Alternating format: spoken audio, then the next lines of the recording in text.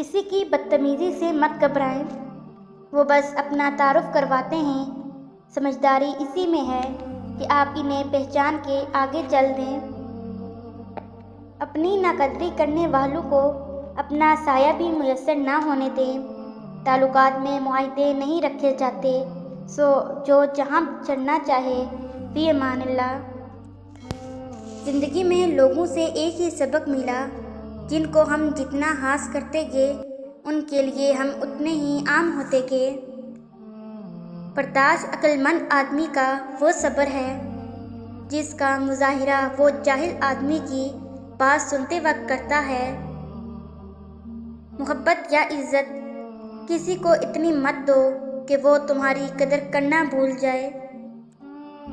جو آپ کے بغیر خوش ہوں تو بس پھر انہیں خوش ہی رہنے دیں۔ جو سچے ہوتے ہیں وہ تہذیب کے دائرے کا لحاظ کرنا بھی جانتے ہیں اور صبر کے گھونٹ پینا بھی۔ کبھی جو زندگی میں تھک جاؤ تو کسی کو کانوں کان خبر نہ ہونے دینا۔ لوگ ٹوٹی ہوئی عمارت کی اینٹیں تک اٹھا کے لے جاتے ہیں۔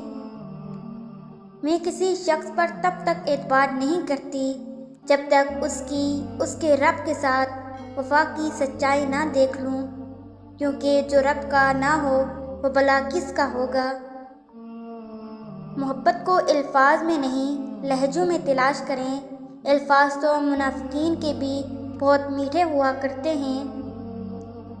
ماچس کی تیلی کا سر تو ہوتا ہے مگر دماغ نہیں ہوتا، اسی لیے ذرا سی رگڑ پر بھڑک اٹھتی ہے مگر انجام اپنی ہی آگ میں جل کر ختم ہو جاتی ہے۔ حسد کی مثال بھی بالکل ایسے ہی ہے۔